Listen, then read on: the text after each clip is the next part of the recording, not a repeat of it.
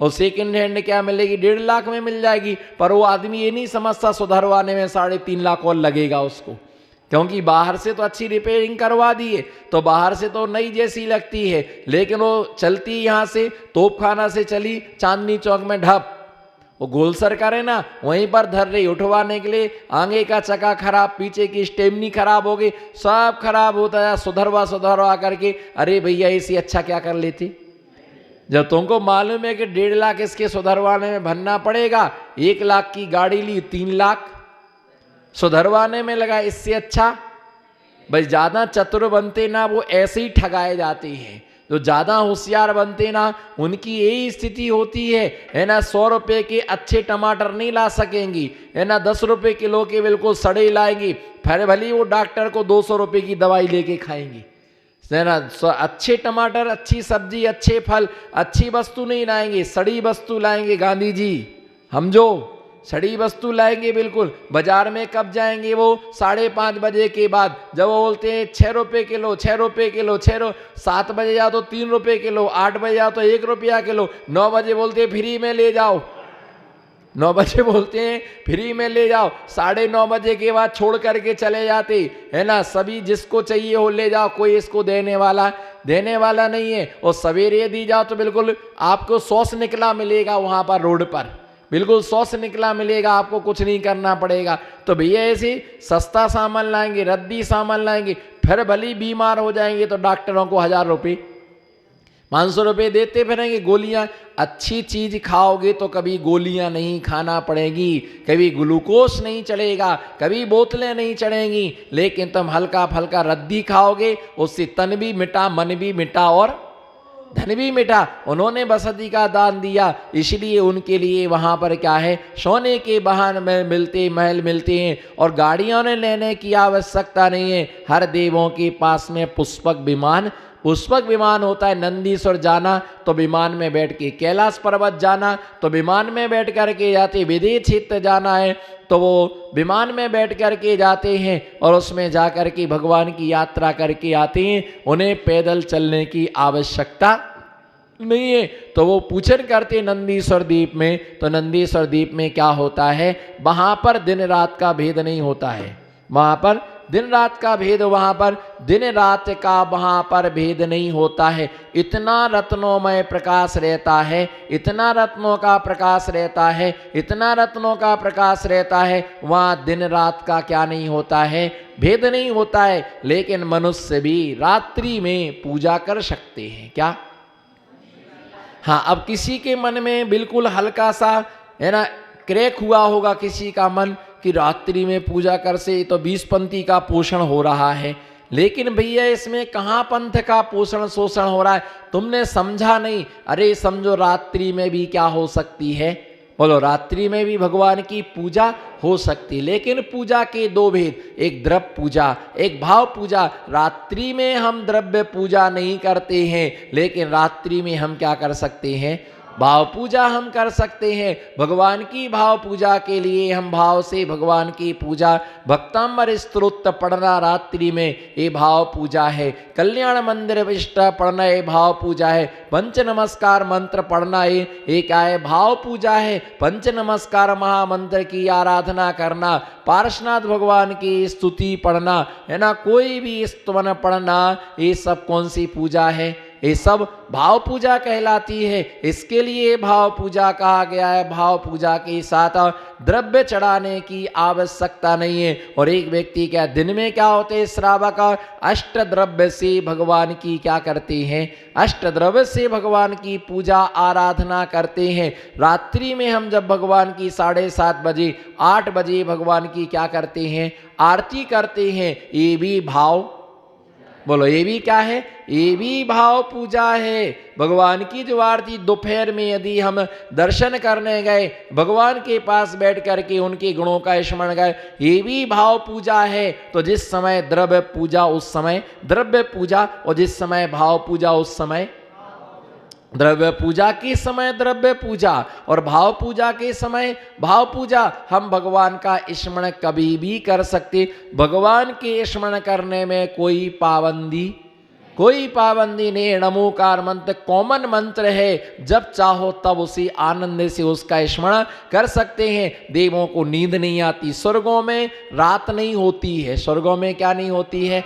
रात नहीं होती है ना। उन्हें निद्रा नहीं आती है, उनका निद्रा दर्शना वर्णी कर्मे का उदय नहीं होता है, वो हमेशा जागृत रहते हैं। उसमें भी दो प्रकार के देव, एक सम्यक दृष्टि और दूसरे मिथ्या दृष्टि होते हैं। प्रत्येक भवनों में चैत्यालय होते हैं। क्या? देवों के प्रत्येक भवनों में चैत्यालय होते हैं। और जो पहला स्वर्ग है उसमें 32 लाख चैत्यालय है। कितने लाख?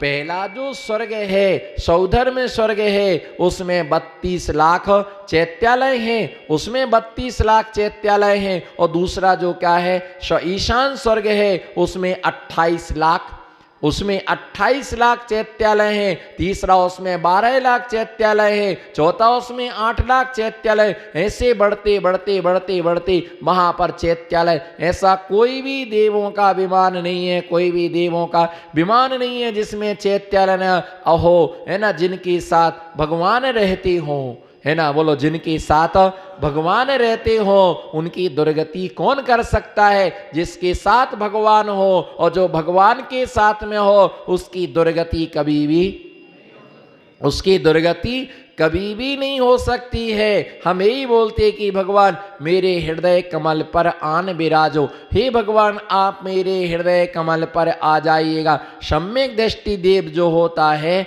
उन भगवान की पूजा, भगवान की आराधना वो कैसा मान के, उन्हें जिन देव मान करके पूजा करता, बस भगवान से इतना प्रार्थना करो, इतनी प्रार्थना करो कि आँख खुले। जब आँख खुले, है ना, तो जिन देव दिखें, बोलो जब, बोलो जब आंख खुले तो जिन देव का दर्शन हो, अच्छे से बोलो, जब आंख खुले तो जिन देव का दर्शन हो, और जब आंख बंद हो तो निज देव का, बोलो ना नमो से, जब आंख खुले तब जिन देव का दर्शन हो, बोलो जब आंख खुले तो जिन देव का दर्शन हो, और जब आंख बंद हो तो निज देव का, निज देव का, जिन देव तब दिखेगा जब आपको निज देव दिखेगा। मेरी आत्मा में भी परमात्मा बनने की क्या है? शक्ति है। तो वो देव जो होता है, वो देव, है ना, सम्यक दृष्टि होता है। वो जिन देव की आराधना अष्ट प्रातिहार्यों से युक्त जिन बिंब, जिन प्रतिमाएं, है ना, उनका अभिषेक करता है, पूजन करता है, आराधना करता। और मिथ्या दृष्टि देव जो होते हैं, वो मिथ्या दृष्टि देव, है ना, उनके लिए कुल देवता मान करके उनकी पूजा और आराधना करते। क्या मान के करते हैं? कुल देवता, कुल देवता मान करके उनकी पूजा और आराधना करते हैं। उनके लिए कुल देवता हैं, इसलिए उनकी पूजा करना पड़ रही, जिसके कारण से वो पाप ही कमाते हैं। कोई भगवान के पास रह करके पुण्य अर्जन करता है, कोई भगवान के पास रह करके पाप अर्जन करता, कोई भगवान से दूर रह करके भी पुण्य अर्जन करता है, और कोई पास में रह करके भी भगवान का पुण्य अर्जन ने, जैसे चैत्यालय है, मंदिर है, बोलो चैत्यालय है, मंदिर है, लाइट सुधारने वाला आया तो कहे को आया वो, बोलो कहे के लिए आया वो, लाइट सुधार के वो, उसे भगवान से कोई मतलब नहीं है। माली आया मंदिर का, और मंदिर में क्या करने के लिए आया? वेदी साफ करने के लिए आया। वो कहे के लिए आया था? लाइट सुधारने आया था। और एक व्यक्ति भगवान की पूजा करने के लिए चैत्यालय में आया, तो ये अपना भव सुधारने के लिए आया। वो लाइट सुधारने के लिए, बोलो वो लाइट सुधारने को आया, और तुम भाव सुधारने के लिए आए। वो माली जो आया, है ना, वो वेदी साफ करने के लिए आया, और तू आया तो अपना हृदय साफ करने के लिए, हृदय साफ करने के लिए आया। वो धन कमाने के लिए आया। लाइट सुधारेंगे तो क्या मिलेगा? पैसा मिलेगा। सफाई करेंगे तो पैसा मिलेगा। वो पैसा कमाने के लिए आया, और जो भगवान की भक्ति करने आया वो पुण्य कमाने के लिए, पुण्य कमाने के लिए आया, पुण्य कमाने के लिए। बहुत सारे लोग बोलते हैं मेरे पास पैसा नहीं है, बोलो मेरे पास, बोलो मेरे पास पैसा नहीं है, पैसा नहीं, पैसा नहीं है, पैसा नहीं है, वो इसीलिए दुखी रहता, मेरे पास में पैसा नहीं है। सच तो ये है, ईमानदारी की बात ये है, आगम से तय हो चुका।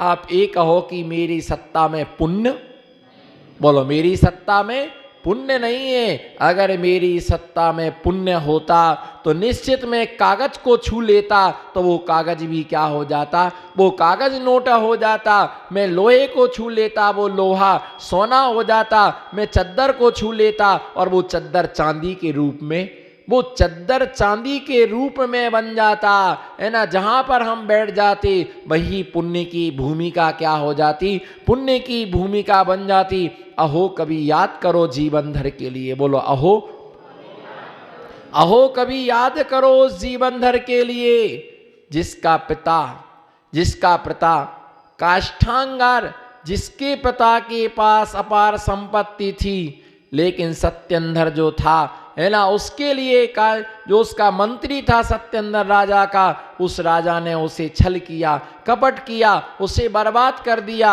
और उसके पिता की, जब वो जीवंदर गर्भ में था तब उसके पिता की क्या हो गई, मृत्यु हो गई है ना। देखो जो तद्भव मोक्षगामी जीव हो, बोलो जो तद्भव मोक्षगामी जीव हो, और उसका जन्म कहां पर हुआ मालूम, उसका जन्म कहां पर हुआ, अहो शमशान पर उसका क्या हुआ, जन्म हुआ।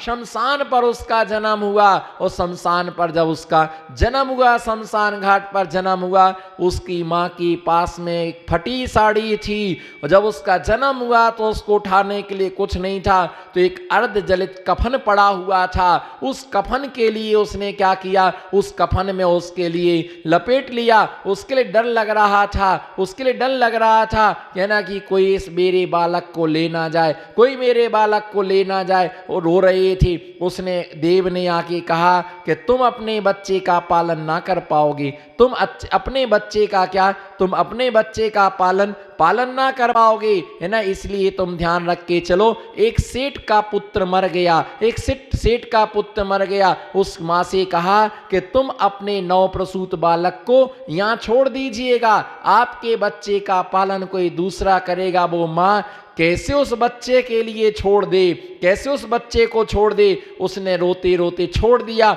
और सेठ आया और मरा बच्चे को लेकर क्या उसकी मृत बच्चा हुआ। तो देव ने कहा कि ये बच्चा छोड़ जाओ, और इस बच्चे को तुम लेकर के, इस बच्चे के लिए तुम लेके जाओ। और पत्नी से कहना कि तुमको समझ नहीं पड़ता है, बच्चा जिंदा है और तुम इसे मरा घोषित कर रही हो, तुम मरा घोषित कर रही इसके लिए, ये जिंदा अगर तुम ये बता दोगे दूसरे का बच्चा है, तो तुम्हारी पत्नी उसका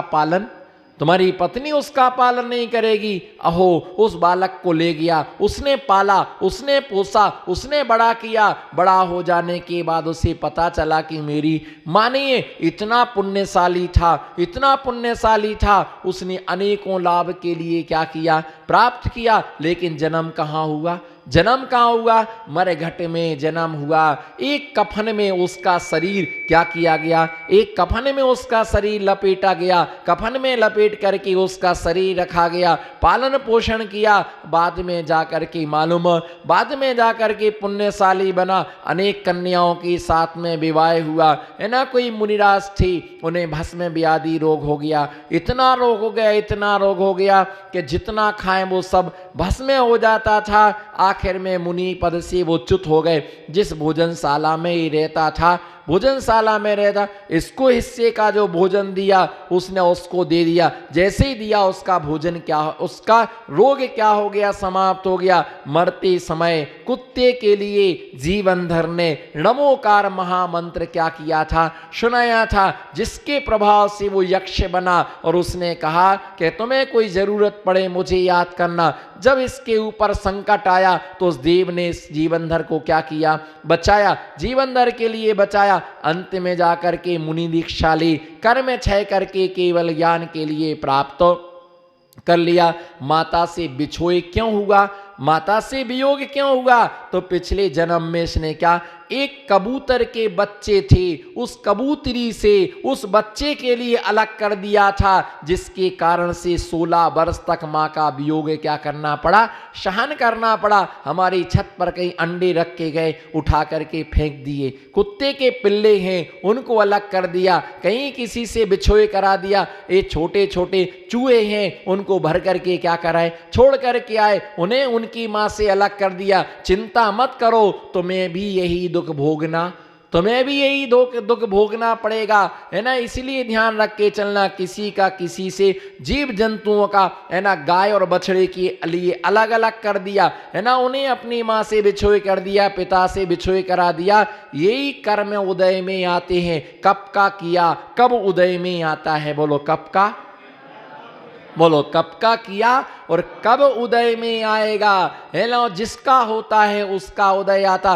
करते समय आदमी मुस्कुराता है और भोगते समय आदमी क्या करता है, भोगते समय रोता है। वो देव मिथ्या दृष्टि मान करके भगवान की पूजा करते। यूं तो कई लोग मंदिर में आते हैं, माली भी मंदिर में बर्तन मांजने के लिए आता है और बर्तन मांज के चला जाता। मंदिर में काम करने वाला पुजारी, मंदिर में काम करने वाला पुजारी सिर्फ द्रव्य धो करके थाली लगा करके चला जाता है ना। वो मंदिर में आया, द्रव्य की थाली लगा के चला गया, लेकिन एक आया, उसने भगवान की क्या की, पूजा की। कम से कम इंसान को इंसान नहीं समझा, बोलो इंसान को इंसान नहीं समझा, कोई बात नहीं। माँ को माँ नहीं समझा, कोई बात नहीं, बोलो माँ को माँ नहीं समझा, कोई बात नहीं। पिता को पिता नहीं समझा, कोई बात नहीं, एक हाथ हिलाते रहो। माँ को माँ नहीं समझा, कोई बात नहीं। पिता को पिता नहीं समझा, कोई बात नहीं। पत्नी को पत्नी नहीं समझा, कोई बात नहीं। पति को पति नहीं समझा, कोई बात नहीं। दादा को दादा नहीं समझा, दादी को, हाँ बोलते जाओ, दादी को दादी नहीं समझा, सास को सास नहीं समझा, तो सास ने बहू को बहू नहीं समझा, मामा को मामा नहीं समझा, चाचा को चाचा नहीं समझा। कोई बात नहीं है, बच जाओगे, कोई बात नहीं है, बच जाओगे। लेकिन भगवान को भगवान नहीं समझा तो बचने वाले, बोलो भगवान को। ये पत्थर की मूर्ति क्या करेगी, बोलो ये पत्थर की मूर्ति, ये पत्थर की मूर्ति क्या करेगी। मुनि है ना, भगवान के लिए भगवान नहीं समझा और शास्त्र के लिए शास्त्र नहीं समझा, और गुरु के लिए, बोलो गुरु के लिए गुरु नहीं समझा। ऐसे तो मुनि कई आते रहते हैं और कई जाते रहते हैं, कई आते हैं और कई, बोलो कई आते हैं और कई जाते हैं। पर ये भी ध्यान रख के चलना, सुई का काम सुई करेगी और कैंची का काम, बोलो सुई का काम, आई कांटेक्ट में रहो, सुई का काम सुई करेगी और कैंची का काम कैंची चल करेगी। सुई का काम कभी कैंची से होने वाला नहीं है, और कैंची और सुई में इतना ही अंतर होता है कि जब कांटा लगता है तब, बोलो जब कांटा लगता है तब सुई ही याद आती, नहीं कैंची लेके जाओ ना, कैंची लेकर के जाओ। जब कोई कपड़ा पूरी साइड, बोलो पूरी साइड मशीन से सिली जाती है, क्या पूरी सुई है ना, पूरी साइड मशीन से सिली जाती है। मशीन कितनी बड़ी है हम वो तो नहीं जानते हैं, पर उसमें छोटी सी